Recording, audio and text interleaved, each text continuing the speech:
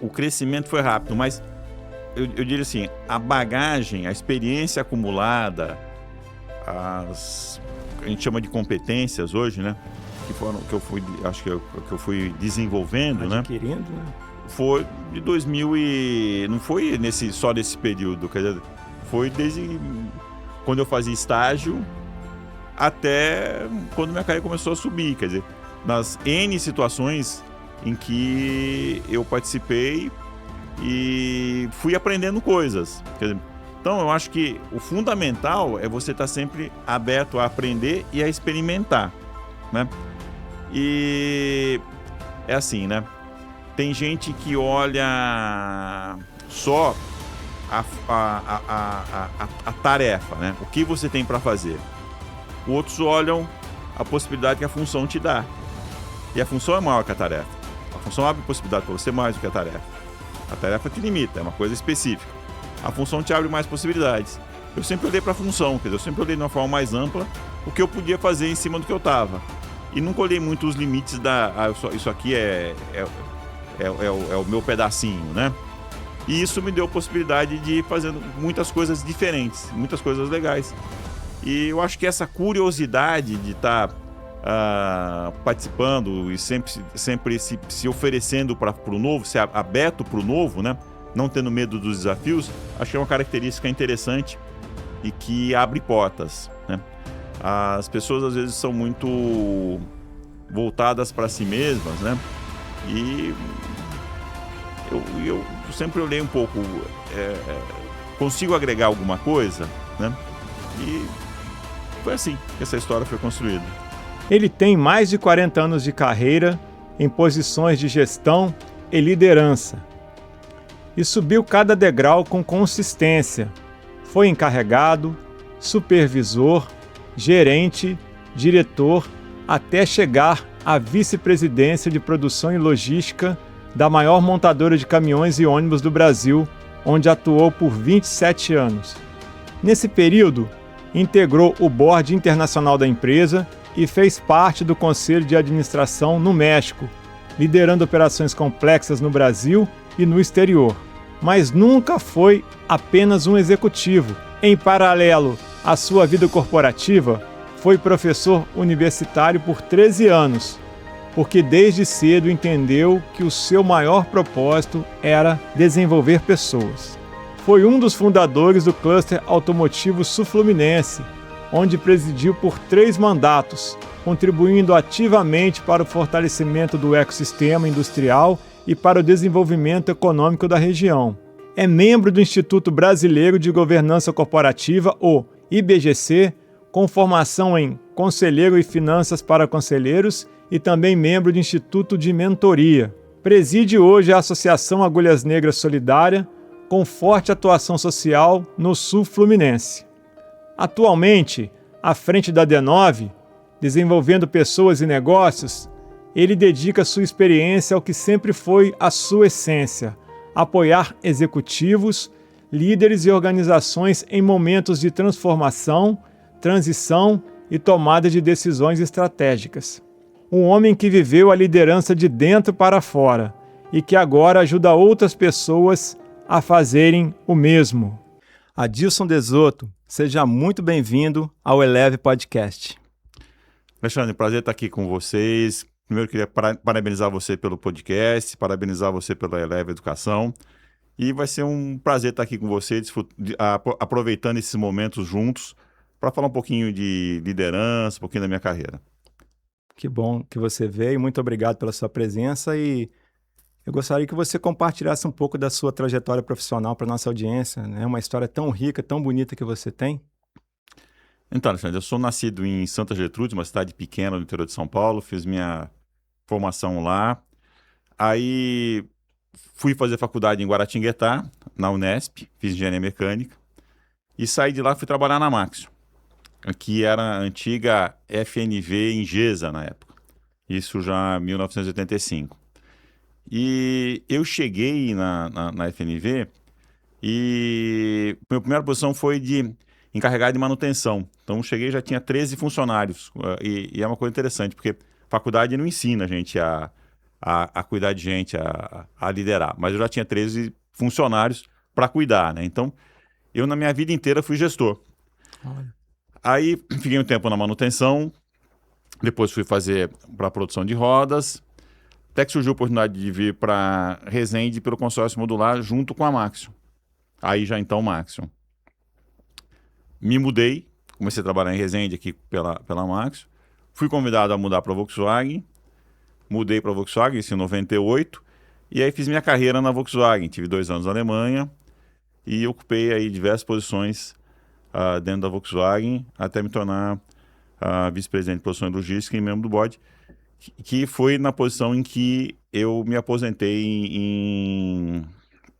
em agosto do ano passado, né?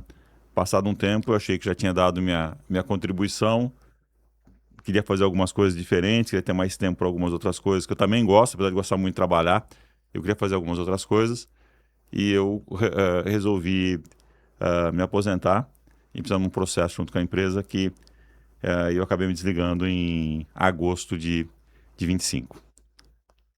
Assim. E quanto tempo na Volkswagen no total? Foram 27 anos. 27 anos. Eu comecei em maio de 98 e fui até agosto de 25, 27 anos e um pouquinho. Uma bela história. É uma jornada, foi uma coisa bacana.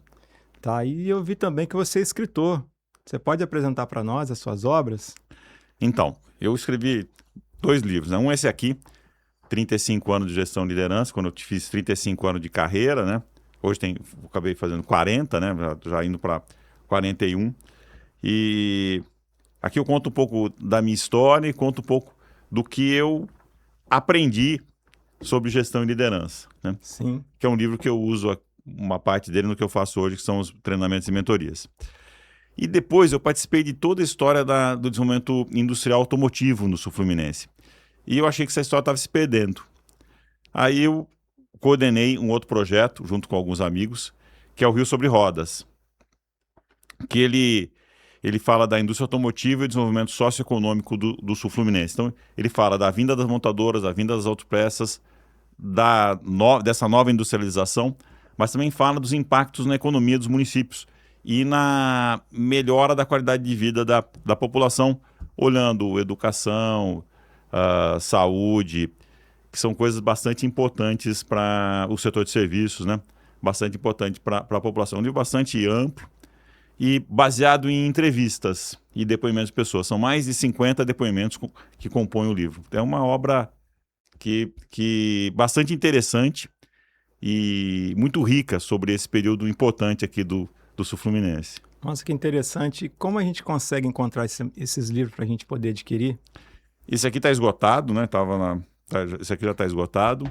E esse aqui tem na Amazon, tem nas livrarias online aí. Não é difícil de encontrar. Então, para nossa audiência, é uma excelente dica a gente estar lendo esse livro, porque conta uma história muito bonita. Eu já tenho esse livro e tenho certeza que vai ajudar muito no seu desenvolvimento e você conhecer um pouco da história da nossa região sul-fluminense. Então, é muito bom mesmo o material. Adilson, para a gente começar o primeiro bloco, eu queria falar sobre a jornada de encarregado de produção a vice-presidente de uma empresa. Sua trajetória começa no chão de fábrica e chega ao board de uma multinacional. O que um jovem encarregado lá atrás pensava sobre o futuro? Você tinha ideia do tamanho do caminho que estava começando a trilhar? Então, quando eu venho fazer faculdade, uma faculdade pública, né, eu tinha ideia de fazer uma faculdade, trilhar o caminho que meu irmão tinha trilhado, né, eu era técnico de segurança do trabalho e estava fazendo técnico mecânico. Minha ideia era trabalhar e pagar minha faculdade. Mas eu era muito bom aluno, tinha boas notas. Aí meu pai me chamou um dia e falou assim, olha, tenta ir para a faculdade. Eu me aperto aqui, tenta ir para a faculdade direto.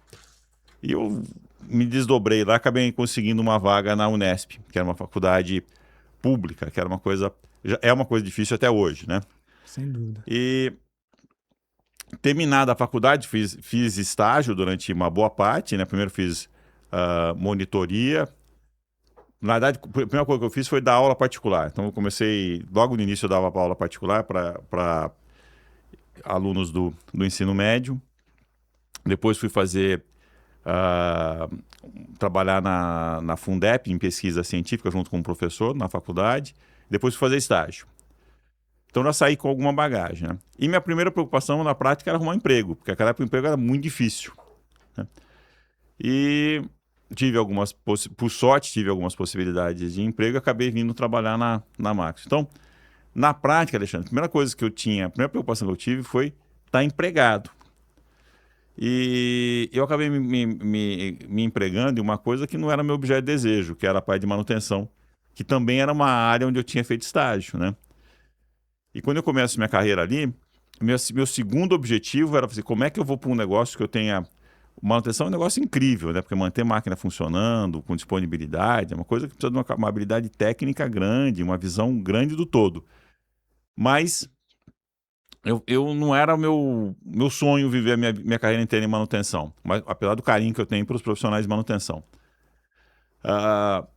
Aí eu comecei a olhar, falei, acho que produção é mais minha cara, né?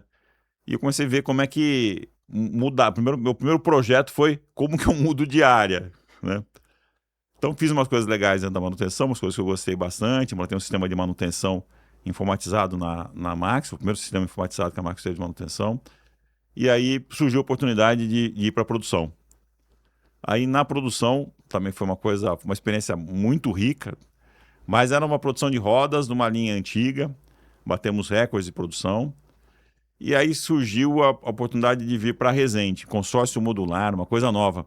E eu sempre gostei muito de desafio, sempre gostei muito de coisa nova. E não pensei duas vezes, embarquei e vim para a Resende. Aqui, comecei no consórcio. Passou um tempo, foi difícil a parte inicial do consórcio modular, não foi simples. Foram muitos desafios. E eu acho que eu ajudei a dar o formato que o consórcio tem hoje. Acho que tem um pouquinho de contribuição minha nisso. E até porque eu enxergava que se era um projeto que se não desse certo, também ia ser ruim para todo mundo, né? Então tinha que dar certo. E aí, um pouquinho depois, eu fui convidado a mudar para a Vox. Outro desafio, né? A consolidar a Vox dentro do consórcio modular. Porque no início do consórcio, como era uma coisa muito nova, muitos gestores não conseguiram se adaptar e saíram. Alguns da Vox e alguns até dos parceiros também saíram, porque era um conceito muito diferente. E num desses que saíram, eu tive a oportunidade de preencher a vaga, ser convidado para ocupar a posição dele dentro da Vox. Então, era uma coisa legal, porque eu continuaria trabalhando em cima desse fortalecimento do consórcio. Um pouquinho depois teve o desafio de ir para a Alemanha, e aí foi. Então, o que eu tenho assim para te falar é assim, eu nunca me olhei e falei assim, um dia eu vou ser vice-presidente. Eu sempre fui trabalhando com desafios. E eu sempre tinha desafio, eu tô aqui, falava, tô aqui. E eu provocava um pouco a organização, falando, isso aqui é um desafio, se precisasse fazer alguma coisa. E em algumas situações eles faltavam assim, então tá bom, se você acha que precisa fazer, faz. E eu acabava recebendo alguns desafios adicionais, às vezes, à minha função, né? Então eu nunca olhei assim, tão longo prazo, eu sempre fui fazendo as coisas e as coisas foram acontecendo. Tanto que eu tenho uma carreira interessante, porque eu começo já como gestor de pessoas e eu fico até 2000, isso em 85, e eu fico até 2002 mais ou menos dentro da mesma posição, com uma meia promoção. É um período grande, né? Um período longo, né?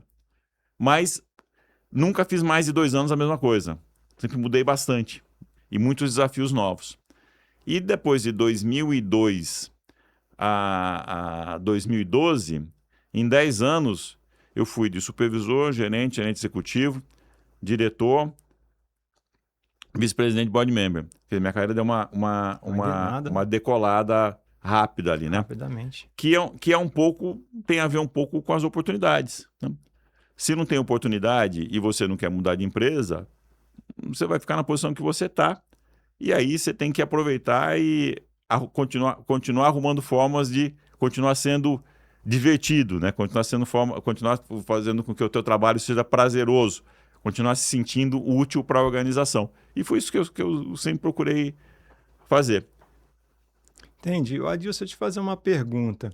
Para a nossa audiência que está nos assistindo aqui no nosso podcast, O que você atribui esse crescimento rápido que você teve depois de um certo período? Se você pudesse dar uma dica para quem está nos assistindo, um jovem que está começando agora. Então, Alexandre, o crescimento foi rápido, mas eu diria assim, a bagagem, a experiência acumulada, a gente chama de competências hoje, né? Que eu fui, acho que eu fui desenvolvendo, né? Adquirindo, né?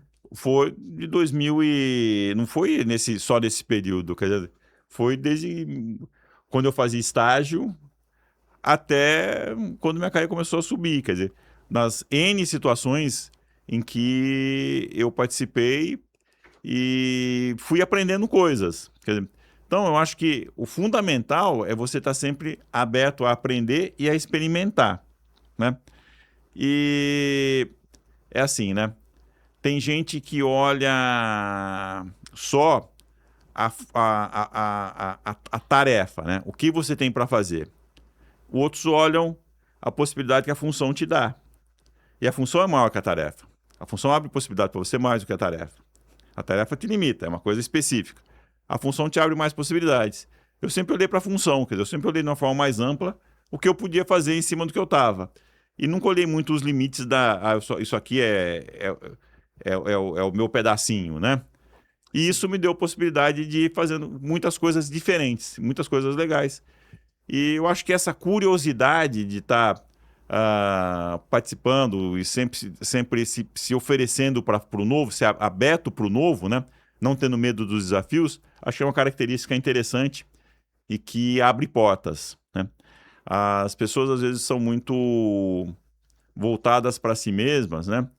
E eu sempre olhei um pouco, consigo agregar alguma coisa, né? E foi assim que essa história foi construída.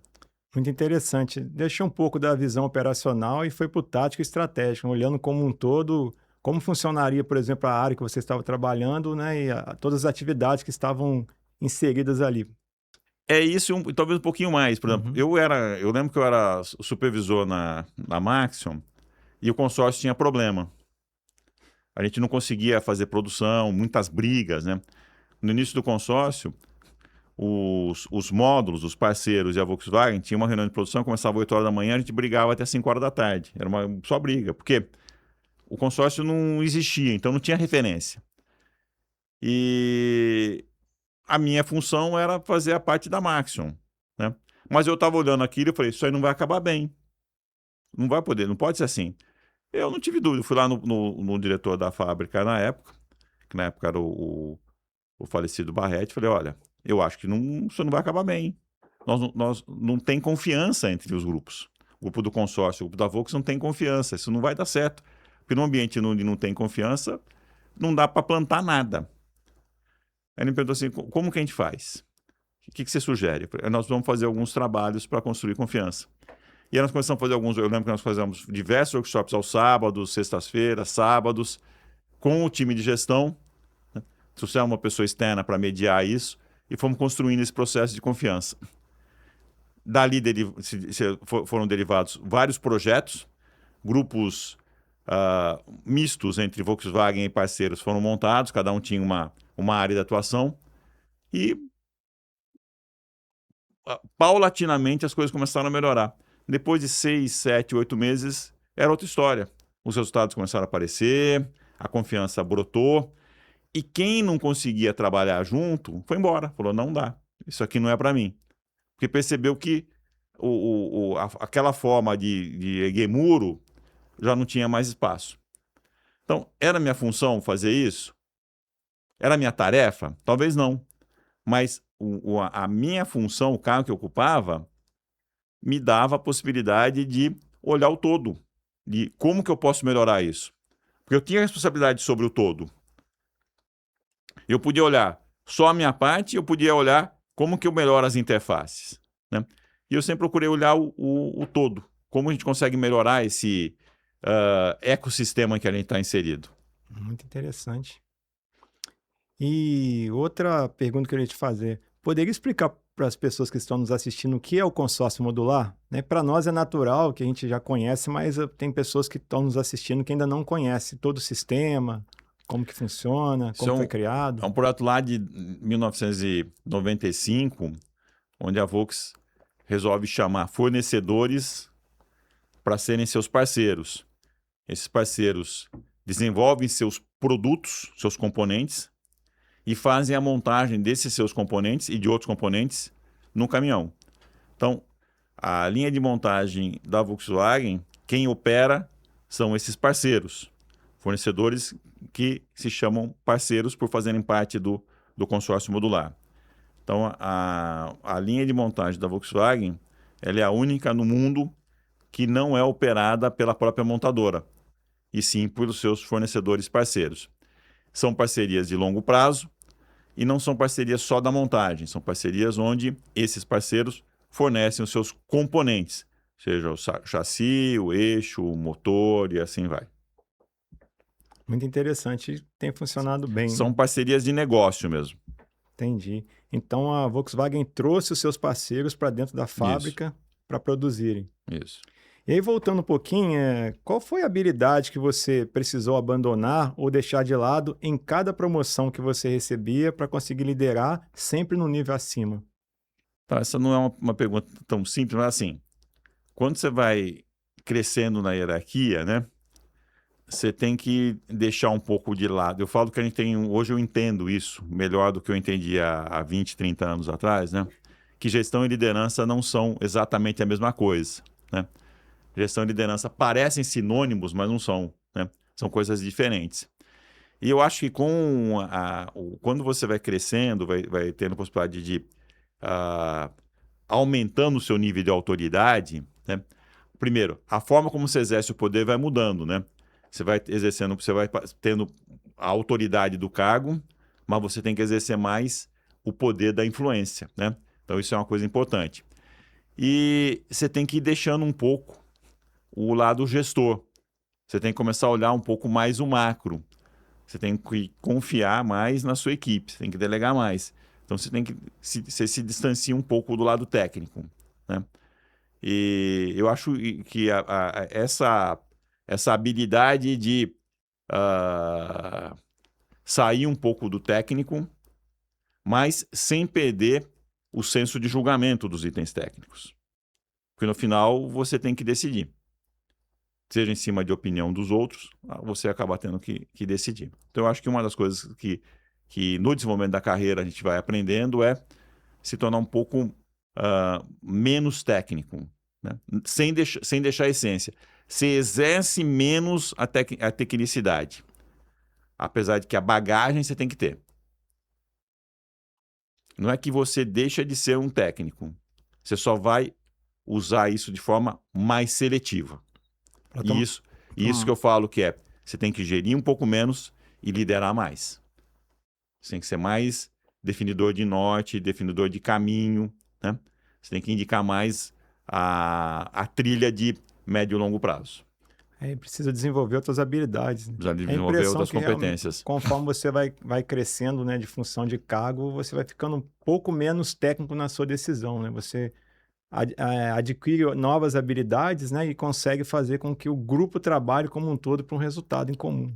Veja que o senso técnico você não pede, você tem que levar ele, e ele é importante. Quando você tem esse senso técnico, te ajuda. É um background, né? Esse background, ele te ajuda. Sim. Você vai só exercer menos isso no seu dia a dia. Você vai ser mais seletivo quando você precisar puxar isso da sua caixa de ferramentas. Quando você é gestor, você puxa isso toda hora. Quando você vai mudando um pouquinho dentro da hierarquia, você vai puxar isso menos, mas você vai puxar também. A tua caixa de ferramentas tem que crescer. E você tem que usar menos essas ferramentas mais técnicas, mais de gestão. É importante isso, muito boa a sua visão sobre isso. E falando um pouco mais aqui, né, tendo um olhar mais de liderança. Tendo começado na base, o que você percebia na liderança naquela época que hoje, como mentor, você busca aprimorar nos seus mentorados? Olha, uma coisa que eu tenho falado bastante com os meus mentorados são os 2, 3 pontos, né? Um primeiro, você tem que ter coerência. Você tem que viver o que você fala. Não adianta você não ter coerência. Então, se você não tiver coerência, você desmorona. Por que você desmorona? Porque você pede o respeito que as pessoas têm por você. E liderar é exercer o poder pela capacidade de influência. Quando você é um líder forte, as pessoas vão te seguir por você, pela admiração que elas desenvolvem por você. Pelo exemplo. E o exemplo é a fonte que nutre isso, né? Então, entender esse ciclo do poder entre a autoridade do cargo e o poder da influência é uma coisa bastante interessante. Porque se você não consegue entender esse ciclo, né, eu falo que a gente tem uma atração gravitacional de influência. Você tem um nível de influência que faz com que outras pessoas acabem sendo influenciadas por você. Se você não exerce influência, você vai ser influenciado. Isso não tem jeito. E todos nós exercemos influência e somos influenciados. Então, entender como é que isso funciona é importante para duas coisas. Primeiro, para que você não use isso a favor da manipulação, porque é antiético. E o segundo é para que também você não seja manipulado. E quando você percebe esse jogo de poder, e quando você vai subindo na hierarquia, esse jogo de poder se torna mais forte, né? Você consegue estabelecer defesas para que você não use isso para manipular os outros, nem para ser manipulado. E a terceira coisa, Alexandre, que eu acho que também é uma coisa interessante, é pouca gente, as pessoas fazem isso de forma intuitiva, mas você tem que pensar em qual imagem você está transmitindo para os outros. O que você quer mostrar para os outros? Como que você mostra a tua essência para os outros? Como que as pessoas te leem? E a gente tem que ter um propósito. Falar assim, eu gostaria de ser entendido desse jeito. E trabalhar para ele. E ele não pode ser falso. Ele tem que ser o demonstrar a sua essência. Para quê? Para que as pessoas possam realmente te conhecer como você é como líder e gestor. E uma referência também, liderado, né? Aí você pode, se isso caminhar para o lado bom, você vira uma referência a seguir. Se isso não caminhar para o lado bom, você vira uma referência a não seguir. De qualquer jeito, você pode se tornar uma referência. É verdade. Positiva ou negativa. Muito boa. Adilson, 27 anos numa mesma organização é algo raríssimo hoje em dia. O que a Volkswagen Caminhões e Ônibus representou para você, além de uma empresa? E como foi construir uma identidade profissional tão ligada a uma marca? Olha, Alexandre, você passa 27 anos, claro que você desenvolve um carinho especial pela empresa e pelas pessoas, né? E eu entrei numa empresa que era terceira do mercado, que alguns falavam que até que talvez não fosse sobreviver, que ia ser vendida por alguma outra montadora e perder a identidade. E essa empresa cresce, se torna líder de mercado, vai conquistando mercados internacionais e hoje é uma das marcas, uma das 4 marcas de um dos maiores grupos de caminhões do mundo, né? E eu tive a felicidade de ser parte dessa história. Então, claro que eu tenho um carinho gigante pela empresa, né? E para mim foi um grande aprendizado, né? O que eu sou hoje profissionalmente, muito eu devo de todo esse aprendizado que eu tive durante todo esse tempo junto da Volkswagen, junto dos meus colegas, os ex-colegas que acompanharam comigo essa trajetória e que construíram essa empresa gigante que é da forma como ela é hoje. Como vice-presidente de produção e logística, você liderava operações complexas aqui no Brasil e no exterior. Ainda fez parte do Conselho do México e membro do board. O que essa experiência internacional acrescentou à sua forma de liderar? Entender a diferença entre as culturas, né? Porque além da gente ter uma operação da Volkswagen, ter uma operação no México, ter uma operação na Argentina, no início era durante todo o tempo, uma interação muito grande com os alemães, né? No início mais forte, e nessa parte final, junto com quando a Volkswagen assume o todo, uma presença muito forte dos suecos, né? Então, eu acho que uma coisa bastante interessante foi entender essas diferenças de cultura de país para país, né? E o mexicano, a gente acha que a gente é acolhedor, o mexicano é extremamente acolhedor, né? Só que no México é assim, né? Se você quer fazer alguma coisa e ele falar para você, quando você vai fazer isso? Ele vai falar, ahorita não tem prazo, né? Então e é cultural isso, né? O alemão, ele prepara toda a decisão e ele leva para o chefe. O chefe vai, olha o que ele preparou e decide, que pode ser uma decisão favorável ao que ele está recomendando ou não, uma decisão divergente. Uma vez decidido pelo chefe, ele segue. Ele segue. No modelo sueco de decisão, é tudo muito mais horizontalizado. O sueco ele já prepara a decisão, chega a um consenso e leva esse consenso para o chefe. Se o chefe discordar e decidir alguma coisa, certo? Ele não cumpre. Por quê? Porque não teve consenso. Então, ele volta para revisitar todo o processo até atingir um novo consenso. Porque eles entendem que as decisões têm que ser tomadas por consenso. São decisões que, na cultura sueca, isso demora mais para você obter, mas uma vez que você tem essa decisão, toda a organização se move, porque todo mundo acredita muito naquela decisão. Então, as diferenças culturais, elas são muito grandes, né? Não parece, mas elas são bastante significativas.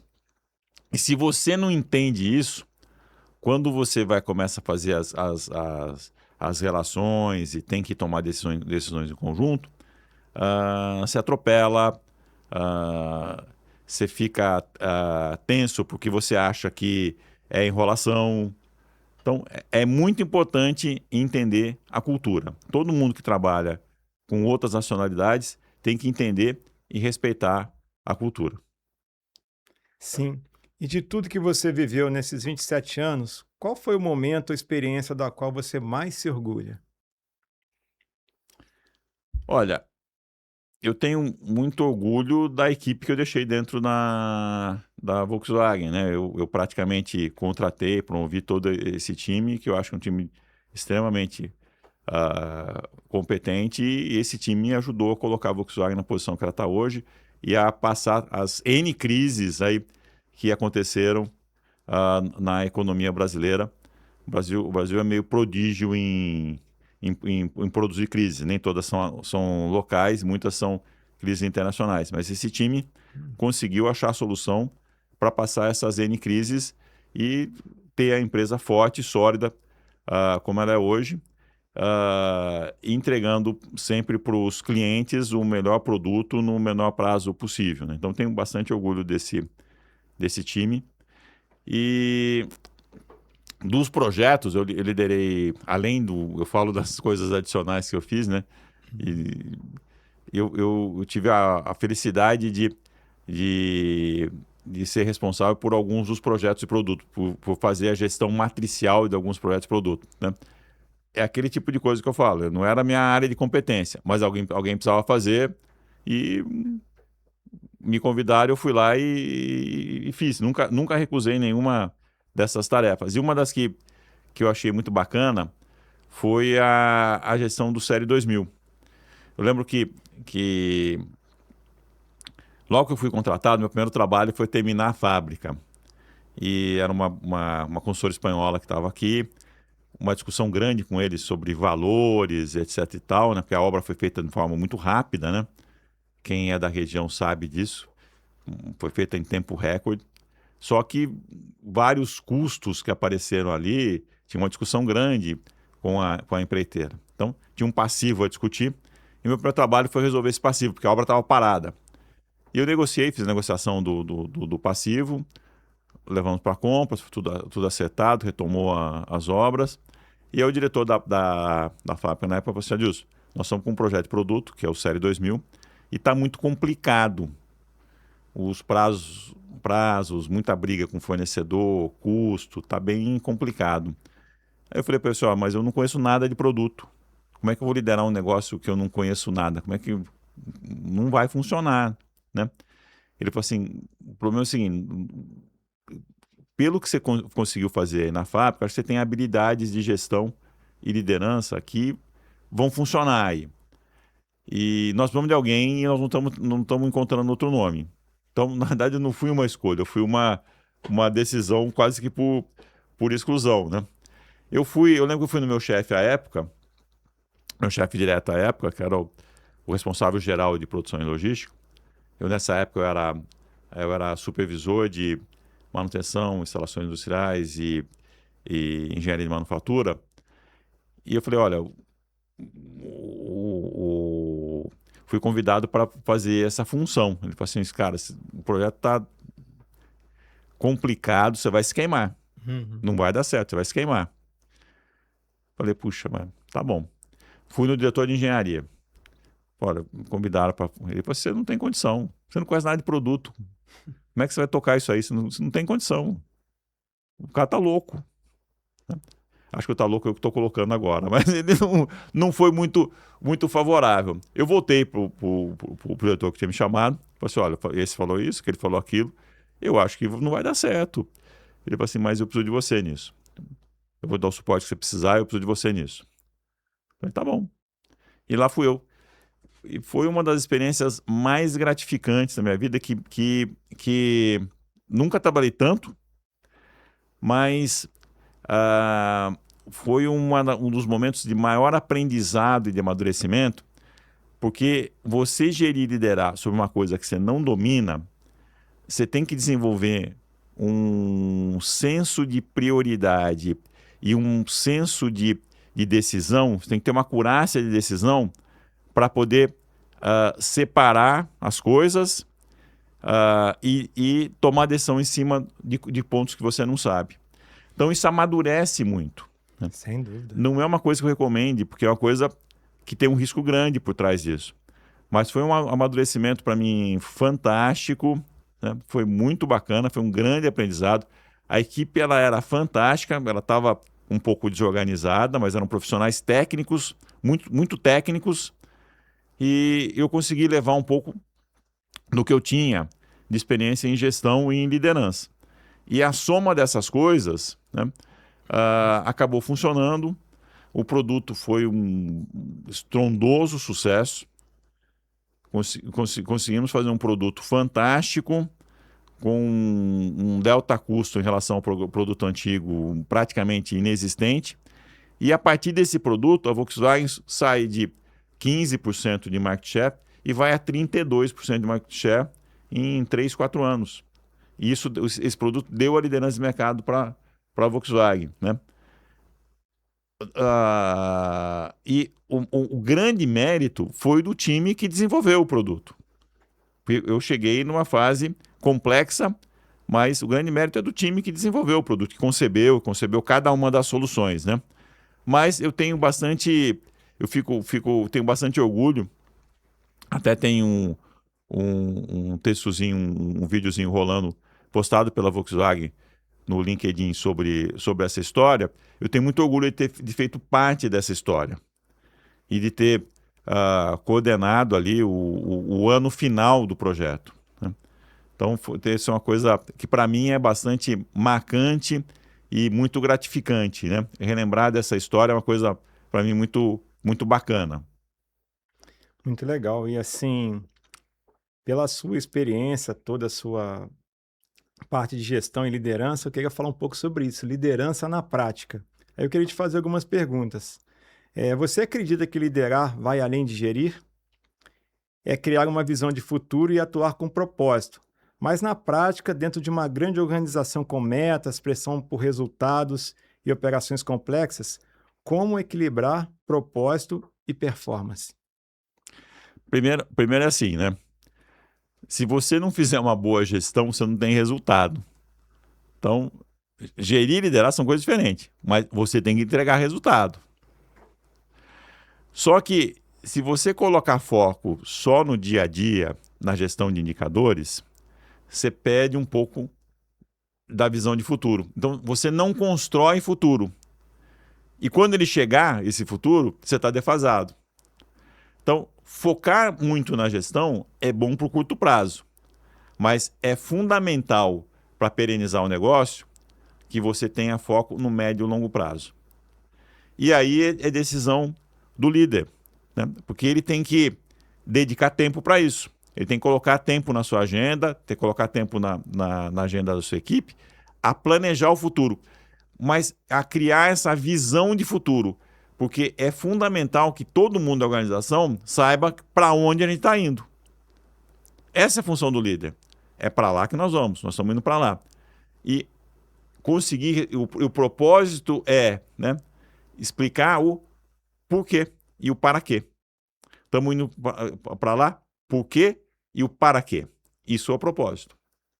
Quando as pessoas entendem o para onde se está indo, o porquê e o para quê, todo o resto, que é o como, o quando, o onde, o com quem e o quanto vai custar, vira atividade da gestão.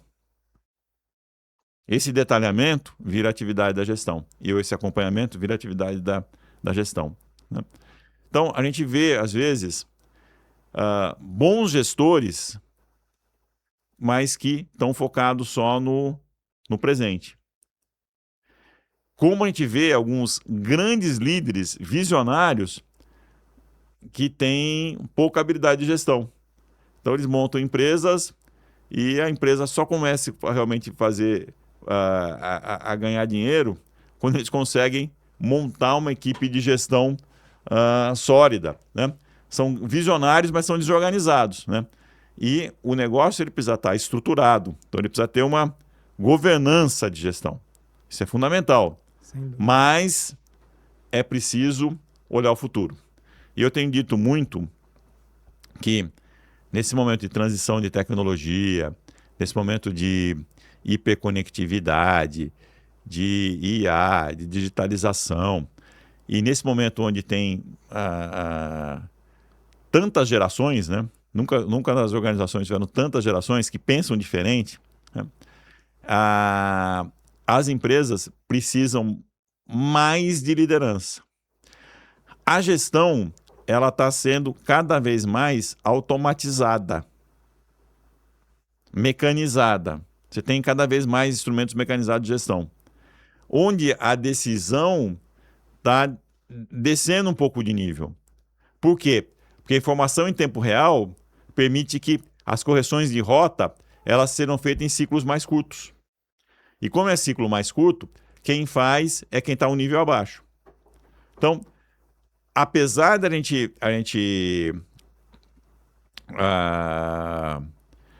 ter essa possibilidade de diminuir os ciclos, muitos, como tem muitos indicadores, o indicador é fácil, né? Estão dedicando tempo demais porque eles estão procurando controlar mais coisas do que precisa. Então, é um desperdício de energia em excesso de controle. Por isso que é importante calibrar. O resultado ele não precisa de super controle. Eu uso como exemplo a história do corpo humano, né? A máquina mais perfeita do mundo é o corpo humano. Quantos indicadores a gente tem? Que a gente seca toda hora. Na prática, a gente tem temperatura, que a gente mede, a gente tem batimento cardíaco, a gente tem pressão, tem coordenação motora, que tem o coordenação, que é o equilíbrio. A gente tem alguns indicadores, só que você não mede, você tem indicadores macro. E de vez em quando, você vai lá, uma vez por ano, você vai fazer um check-up. Aí você vê o parâmetro exato, olha direitinho, né? E não tem coisa mais importante do que a vida pra gente. Só que na empresa, tem empresa que é gerida como se todo mundo quisesse fazer um hemograma completo toda semana e olhar e tomar ação toda semana. E se você fizer um hemograma completo toda semana, dependendo do que você comeu, do que foi, como é que foi a sua dieta, como é que foi a sua atividade física, isso tem oscilações. Você fica louco em planos de ação, você ficaria louco em planos de ação. Então, a gente tem que, apesar de ter muita informação, a gente tem que saber usar a informação e baixar o nível da decisão. Porque o executivo precisa de mais tempo agora para liderar. E por que ele precisa de mais tempo para liderar? A tecnologia está mudando rápido. Então, essa visão de futuro é mais difícil de obter. Você tem que ler melhor o cenário para não errar. As pessoas estão demandando mais tempo. Porque as pessoas têm necessidades diferentes. O que motiva as pessoas agora é diferente. Antigamente, salário, cargo, realização, etc. Hoje as pessoas pensam em a segurança, não é mais a segurança física, a segurança do emprego, elas pensam em segurança psicológica. As pessoas querem ter propósito, as pessoas querem ter um equilíbrio entre a vida pessoal e profissional. As necessidades mudaram. E o gestor tem que conviver com os baby boomers como eu, que tem uma escala de necessidades, e tem que viver com as novas gerações que têm outra escala completamente diferente. E tem que tratar quem é diferente de forma diferente, senão ele não consegue ter resultado da equipe. Não produz. Então, ou seja, liderar está mais complexo. Muito mais. E se está mais complexo liderar, alguma coisa tem que deixar para trás. E como as pessoas não estão conseguindo deixar para trás, e pelo contrário, para conseguir mais resultado, ela entende que tem que ter mais controle, no lugar de delegar e baixar o nível de decisão, ele quer estar presente no maior número possível de decisão, certo? Os gestores estão ficando sobrecarregados e estão adoecendo. Eles deviam ter mais tempo para liderar, para fazer essa visão de futuro, estão gastando mais tempo em gestão. Então, nós precisamos de mais liderança e menos gestão. Menos gestão e mais liderança. É o que nós precisamos hoje. Interessante. E numa posição de executivo, você recebe um volume gigante de informações, como você disse anteriormente. Existe um método para filtrar e separar o que é ruído do que é dado essencial para uma tomada de decisão crítica? Primeiro assim, né? Eu sempre na minha vida, para tudo, né? Eu olhava sempre o impacto. A complexidade e o impacto. É uma coisa que tem alto impacto? Tem que olhar. Tem que ir fundo. Tem alto impacto? Tem que olhar. Ah, mas foi feita para um profissional sênior. Tem que olhar. O piloto, quando vai decolar o avião, ele faz o checklist 2 vezes. Um faz, outro confere. Por quê? Porque se alguma coisa tiver errado no check que ele faz, o avião cai. O impacto é gigantesco. E na profissão é assim também. A gente tem que olhar. Tem impacto, a gente tem que olhar. A gente tem que checar. A gente tem que estar perto dessas coisas, né? Por outro lado, se as coisas têm um impacto menor, se as coisas não têm impacto, você tem que deixar o time aprender. Às vezes você tem que ensinar e acompanhar. Então, a forma com que você trabalha a sua equipe depende um pouco do impacto da decisão que você está tomando, né? Eu sempre olhei bastante essa questão, entendeu? Na hora de decidir. Agora, a quantidade de informação, você tem que criar filtros. A informação tem que parar no nível correto, né? Você tem indicador, que é mais operacional, você tem um indicador de performance, que é um step acima, você tem os indicadores chaves de performance. Então, a gente tem que olhar e selecionar. Falar, eu quero esse nível de informação que eu quero ter. Eu quero saber temperatura, batimento, eu quero ter sensibilidade disso. Sim. E o seu time tem que estar preparado para escalar quando surgir determinados critérios. Determinados critérios tem que estar preparado para escalar. O problema é que com a história da hiperconectividade, da gestão em tempo real, tá tudo aqui, ó. E aí, o teu funcionário, ele te coloca no distribuidor de toda a informação. E você passa a ter o seu celular, os supervisórios da empresa com todos os números. E aí, quando você vai perguntar para o teu funcionário, ele fala, mas chefe, mas você sabia, estava no teu celular. Ou seja, o funcionário está delegando para cima. Está empurrando a responsabilidade para o chefe. Então, essa história de alçada tem que ficar claro. Tem que ficar claro. Isso aqui é para mim. Isso aqui você resolve. Isso aqui você resolve. Só que, de novo, pressão por resultado. O gestor, o líder gestor, no lugar de ele montar um sistema de governança eficiente, ele está afundando, está entrando em mais detalhe, está descendo no nível de decisão. Nós temos que voltar a falar de delegação, de empoderamento, temos que voltar a falar dessas coisas. Para quê? Para que sobre tempo para quem é líder, liderar. Fazer a sua atividade de fato, né? Adilson, depois desses 40 anos de carreira, o que para você hoje define um líder de sucesso seria os números que ele entregou ou as pessoas que ele deixou preparadas? Primeira coisa que para mim para definir sucesso é você está feliz? Você olha para trás e fala assim, puxa, legal, fiz alguma coisa.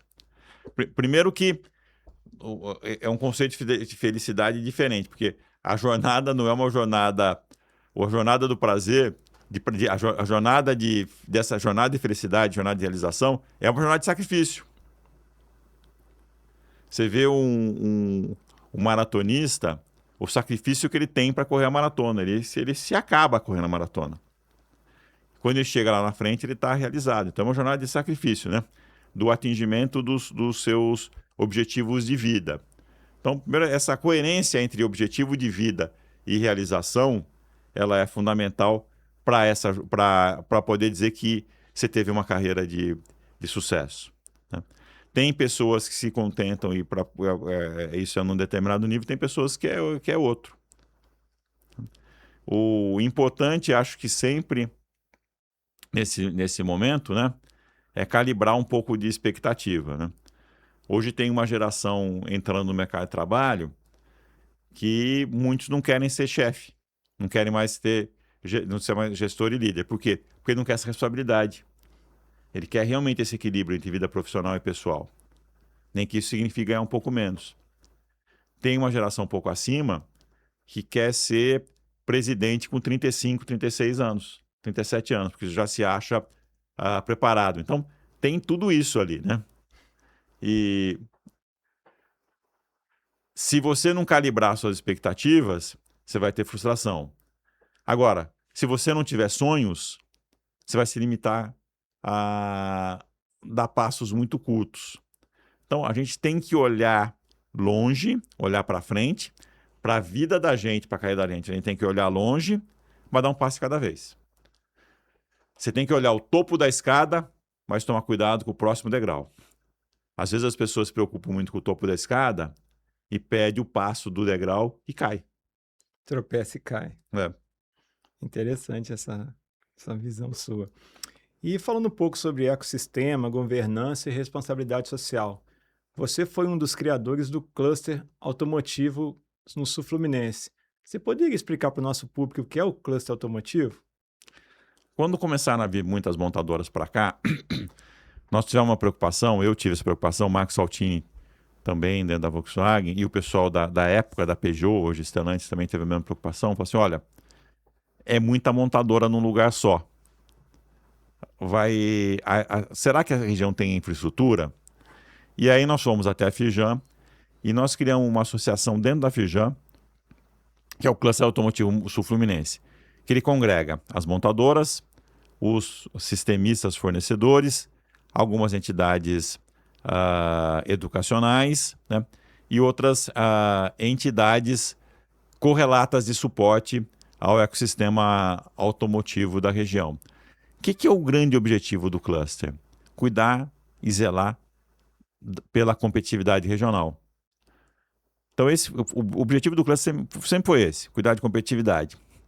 Então, tem preocupação em ter mão de obra formada, tem preocupação em infraestrutura elétrica. Por exemplo, no primeiro levantamento que a gente fez, se todas as montadoras operassem a plena carga, lá no início do cluster, não tinha energia suficiente.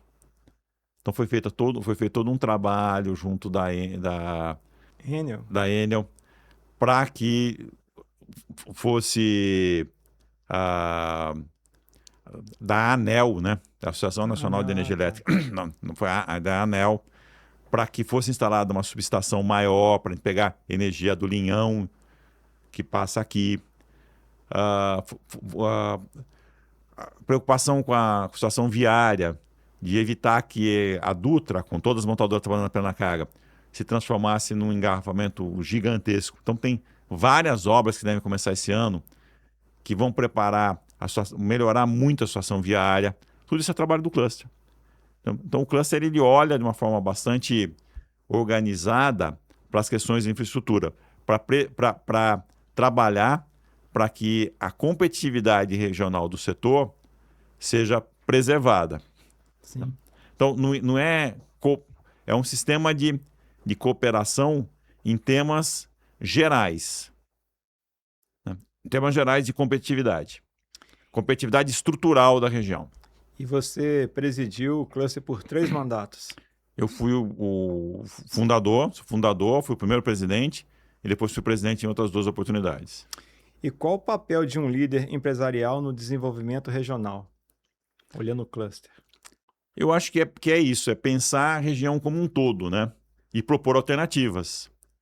Não é só apontar problema, mas é propor alternativas. O exemplo disso é a situação que eu comentei de energia elétrica ou a questão do transporte. Eu acho que as lideranças industriais regionais têm que olhar o seu setor, claro, cada um tem que olhar o seu setor, porque conhece o seu setor, tem informação do seu setor, e prezar para que essa competitividade esteja presente e que beneficie a comunidade como um todo. Sim. E uma pergunta agora sobre governança. Você tem a formação no IBGC e atuou em conselhos de administração. Como você vê a governança corporativa no Brasil hoje? Estamos evoluindo ou ainda existe um abismo entre o que se prega e o que se pratica? Eu acho que existe uma evolução lenta, mas constante. Cada vez mais as empresas têm conselho. A grande maioria das empresas nacionais ainda são empresas familiares. E nessas empresas familiares, muitas ainda não têm conselhos e o conselho ainda é presidido pelo CEO. Então tem um four eyes principal aí. Então, eu acho que tem evoluído, a literatura está forte nesse caminho, né? Os institutos de formação de conselheiros e de governança e trabalho pela governança corporativa estão aí atuando, o IBGC é um deles, né? Talvez o mais proeminente. Eu digo que está evoluindo. Tem uma distância longa a percorrer, mas está melhorando. Interessante. E também falando um pouco sobre propósito social. Você preside a Associação Agulhas Negras Solidária. De onde vem essa vontade de servir a comunidade? Isso acho que vem lá da formação religiosa de infância, né? Então, eu, minha família, a Miriam, minha esposa, um beijo para a Miriam, Lucas, Laís, meus filhos, agora tem um netinho também, o Pedro. Então, a família toda sempre teve essa preocupação em devolver um pouco para a sociedade do que a gente recebeu da sociedade. Nós todos somos de família de classe baixa, média baixa, e sempre estudamos em escolas públicas, sempre recebemos da sociedade. E acho que essa preocupação é em melhorar a sociedade que a gente vive, né? É muito fácil a gente reclamar da sociedade que a gente vive, né? Mas cada um fizer um pouquinho, a sociedade só tende a melhorar, né? Tem muitas forças trabalhando para tornar o mundo um pouco mais, vamos chamar, menos humano, né? eu acho que nós temos que trabalhar cada vez mais para ter mais gente para tornar essa sociedade com que a gente está envolvido mais humana e mais solidária. Muito interessante. E falando um pouco sobre inteligência emocional e desenvolvimento humano. Muitos executivos sentem a solidão do poder no seu trabalho de mentoria. Como você ajuda esses líderes a liderarem com a pressão da responsabilidade e manterem a sua saúde emocional? Isso é um fato, né? Quer dizer, o indivíduo é lá, são dois analistas, alguma coisa. Um é promovido, os outros ficam. Cria uma distância. Né? Aquelas conversas mais soltas, em muitos casos, deixam de existir. E quanto mais você vai subindo nas organizações, as cadeiras vão se tornando cada vez mais solitárias. Cada vez você vai tendo um distanciamento um pouco maior. Se você não tomar cuidado, você fica literalmente sozinho. Não que você fica sozinho de pessoas para trocar ideia, pessoas que vão abrir o coração para você, que vão te alertar, né? Você vai estar rodeado de gente nas conversas, nas reuniões, etc e tal. Mas pouca gente preocupado com melhorar o que você está fazendo, em te ajudar. Essa distância que eu falo que é um pouco da solidão, né? Os temas eles ficam mais profissionais e menos de relação pessoal, né? Agora, uma coisa que eu aprendi aí nesses anos e nessas formações que eu tenho feito aí para atuar como mentor, como conselheiro, né? Uma das coisas que eu entendi, que eu faço na minha vida já há algum tempo, né? Primeiro você tem que ter disciplina para equilibrar a tua vida profissional da tua vida pessoal. Você não é a empresa em que você trabalha. E no momento que você sair da empresa, vai ter outro no teu lugar e acabou. Né? Então, você não é a empresa que você trabalha. Então, você tem que cuidar da tua vida, você tem que cuidar da tua família, você tem que cuidar dos seus filhos, você tem que cuidar dos seus amigos. E você tem que dedicar tempo. E trabalho é assim, se você se predispuser a trabalhar 12 horas, você vai trabalhar 12 horas, 13 horas, você vai trabalhar 13 horas, 14 horas, você vai trabalhar 14 horas. Porque você sempre vai arrumar o que fazer. Então, você tem que trabalhar com a eficiência pessoal, a eficácia pessoal, para fazer o que você tem que fazer num tempo menor. E eu, nos últimos anos, eu me policiei e eu fui diminuindo um pouquinho minha jornada de trabalho, que também eram mais longas, para poder equilibrar essa história de vida pessoal e profissional. Só que tem o estresse. A quantidade de decisões que você toma, a carga emocional, de problema, etc. Tal, né? E uma dessas formações eu aprendi o princípio da oscilação. O princípio da oscilação é assim, se você tem desgaste intelectual, para você descansar e eliminar um pouco desse desgaste intelectual, você tem que fazer atividade física e transpirar. Não basta só a musculação, você tem que transpirar. Você tem que oscilar do intelectual para o físico e transpirar. Se você tem desgaste físico, Interessante. você tem desgaste físico, você tem que compensar isso. De que jeito você compensa no físico? No intelectual. Então, o cara que tem desgaste físico, ele pode ler um livro para descansar. O cara que tem desgaste intelectual, não adianta ele ler um livro para descansar. Ele vai ficar relaxado momentaneamente, em 2 minutos volta tudo. Aquela carga volta toda. Ele tem que oscilar, fazer aeróbico, transpirar. Aí você relaxa. Então, esse é um princípio interessante. E eu comecei a observar que, sem saber disso, de uma certa forma, eu comecei a fazer isso dentro da minha vida e realmente melhorou. Nos últimos anos, melhorou. E isso ajuda a gente a entender melhor essa relação com o estresse. Todo mundo tem o estresse. Nós só não podemos deixar o estresse nos dominar, né? Quer dizer, a gente tem que saber enxergar os pontos de equilíbrio.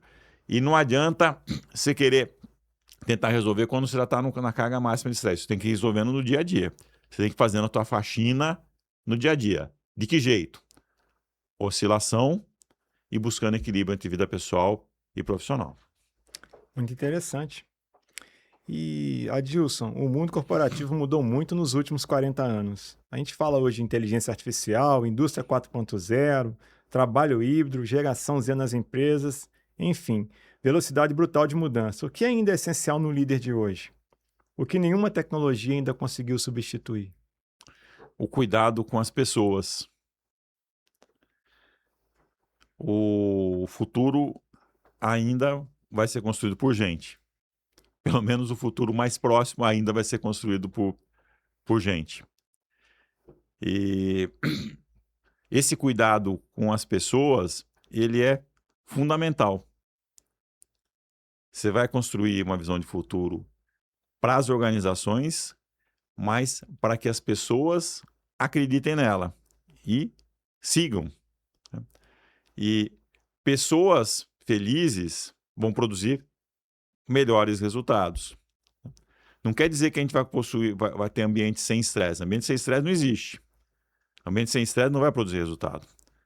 Um certo nível de estresse sempre vai ter. Um pouco de pressão sempre vai ter. Mas você tem que construir organizações saudáveis que consigam lidar com pressão, com estresse e entregar resultado. E isso tem muito a ver com a criação da visão de futuro, do propósito, do porquê e do para quê. Então, eu diria que o que não mudou é cuidar das pessoas, independente da conectividade, independente da IA, independente da digitalização, né? Cuidar das pessoas.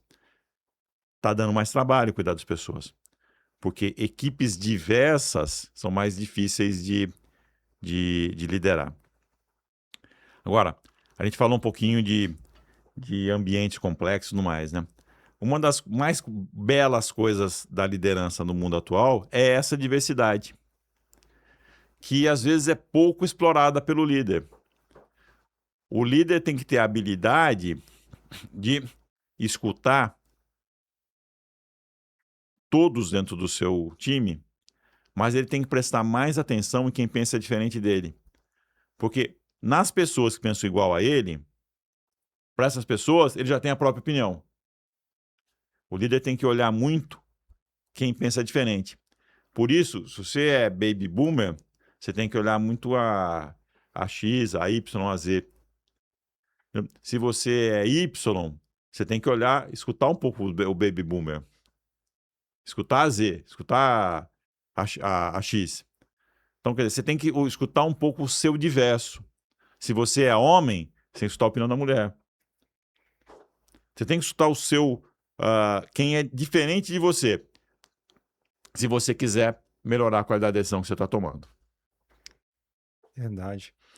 E Adilson, falando sobre legado, se você pudesse dar uma única mensagem para um jovem profissional que está no início da jornada, assim como você estava lá atrás há 40 anos, o que você diria para essa pessoa? Não tenha medo de se abrir para desafios. Eles estão aí. Alguns vão ser maiores do que você, mas não tenha medo de buscar o seu caminho, de trilhar o seu caminho. Desafio traz aprendizado, desafio traz conquistas, desafio te tira da estagnação. O medo, ele é uma coisa positiva quando a gente olha a situação e fala: como eu mitigo o medo para que as coisas não deem errado? O medo tem que gerar respeito pela situação, mas o medo não pode paralisar. Então, quando eu olho um desafio, vejo o tamanho dele, falo: como é que eu posso mitigar e enfrentar esse desafio e ir em frente? Tá? Eu estou me abrindo para crescer, para realizar coisas maiores. Porque se eu me acomodar com os meus limites, eles nunca vão ser desbravados. E eles vão virar trava. O desafio faz a gente ir além, né? Não é ser inconsequente. É olhar o topo da escada e ver: esse degrau eu vou pisar agora. mas eu quero pisar o outro também daqui a pouco. Muito bom. Adilson, muito obrigado. Foi realmente uma aula VIP que você nos deu aqui de gestão e liderança. E como as pessoas podem te encontrar para conhecer o seu trabalho?